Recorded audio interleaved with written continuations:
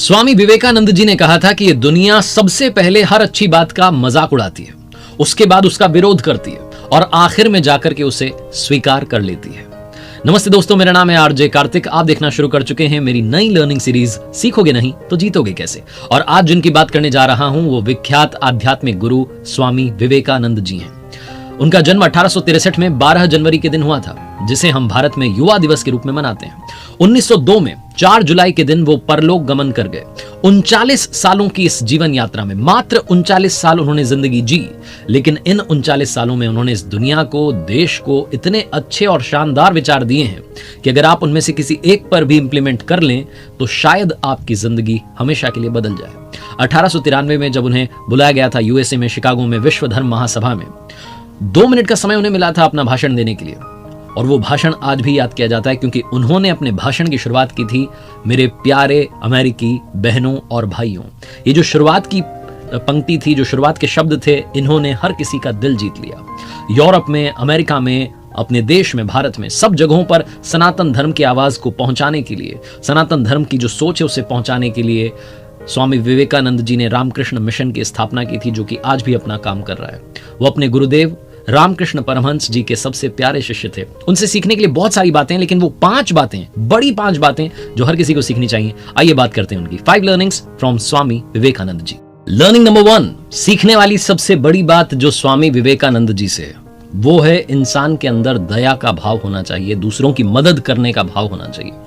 एक छोटी सी कहानी है और मुझे बहुत पसंद है। मैंने बचपन में स्कूल में सुनी थी, तब से मुझे आज तक याद है। स्वामी विवेकानंद जी की माताजी ने उनसे चाकू मांगा। स्वामी विवेकानंद जी ने चाकू ला करके दिया। माँ किचन में कुछ काम कर रही थी और जब चाकू उन्होंने माँ को पकड़ाया तो जो चाकू की तेज धार थी वो अपनी तरफ रखी और जो कवर था वो माँ के हाथ में था। माँ ने जैसे ही चाकू अपने हाथ में लिया, कहने लगी कि बेटा तू तो बड़ा होकर के बहुत लोगों की मदद करेगा, बहुत लोगों का प्यार पाएगा। स्वामी विवेकानंद जी ने पूछा कि ऐसा क्यों माँ? तो माँ ने बताया कि तूने ख्याल रखा कि तेरी माँ को चोट न लग जाए। जिस तरफ धार थी, तेज धार, अभी तो तू छोटा सा बच्चा है, तुझे इस बात की समझ है कि उस धार वाले हिस्से को तूने अपने हाथ में रखा और कवर वाला जो हिस्सा है वो मुझे दिया। स्वामी विवेकानंद जी का जीवन इस छोटी सी घटना से ही समझ में आता है कि कितने दयालु थे। उनके अंदर दया का भाव बहुत ज्यादा था। ये छोटी सी जो घटना है, जो कहानी है, हम सबको सबसे बड़ी बात सिखाती है कि आपके अपने परिवार में, अपनी फैमिली में, बच्चे बड़े, कहीं कोई ऐसी घटना होती है जो उन्होंने कोई अच्छा काम किया है, तो आप उसे प्रेज कीजिए, उसकी तारीफ कीजिए, ताकि आगे चल करके वो और ऐसे अच्छे अच्छे काम करें और अच्छे इंसान बने। सबसे जरूरी है हम इंसानों में इंसानियत का होना। Learning number 2, focus on your target. अपने लक्ष्य पर ध्यान लगाइए। स्वामी विवेकानंद जी की कही हुई बात बहुत ज्यादा पॉपुलर है, उठो जागो और तब तक मत रुको जब तक कि लक्ष्य की प्राप्ति ना कर लो। इस पर भी एक छोटी सी कहानी है। स्वामी विवेकानंद जी अपने आश्रम में विश्राम कर रहे थे, तभी एक आदमी है और आकर के कहने लगा कि मुझे स्वामी जी से मिलना है, बहुत जरूरी बात है, उनसे पूछनी है।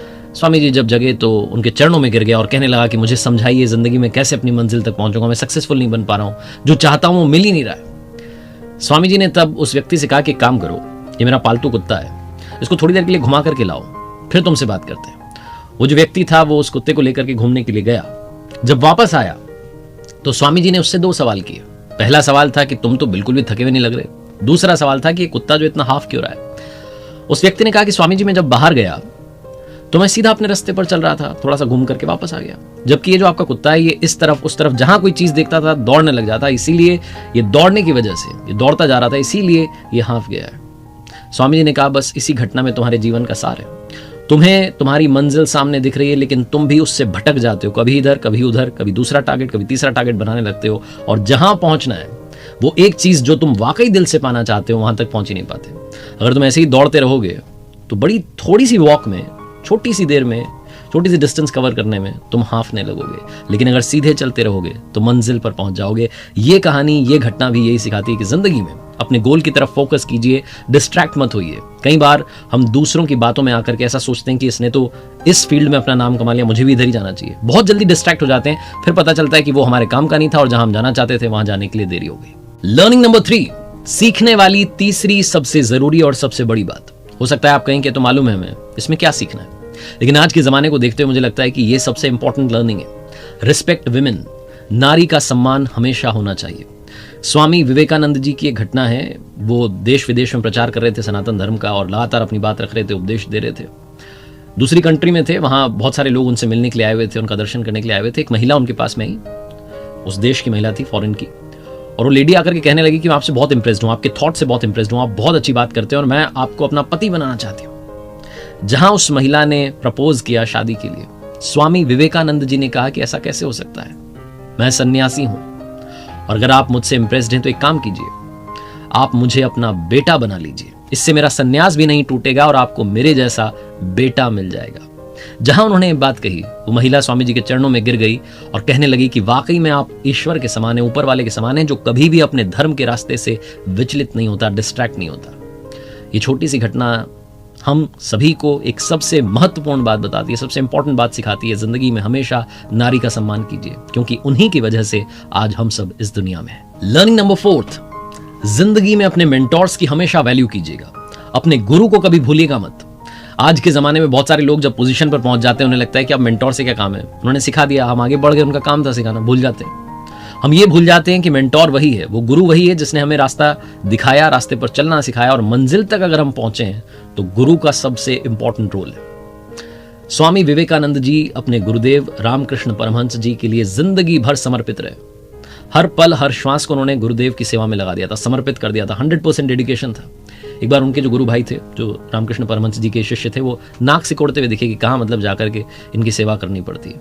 थोड़ा सा उन्होंने सा नफरत जैसा चेहरा बनाया। तो उस दिन से स्वामी विवेकानंद जी ने कहा, मैं बाकी सारे साथियों को भी पाठ पढ़ाऊंगा।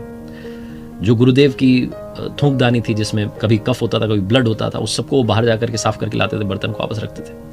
हर चीज से गुरुदेव की वो प्यार करने लगे, हर चीज में वो अपने गुरुदेव को देखने लगे, हर पल हर श्वास को उन्होंने गुरुदेव की सेवा में लगा दिया था।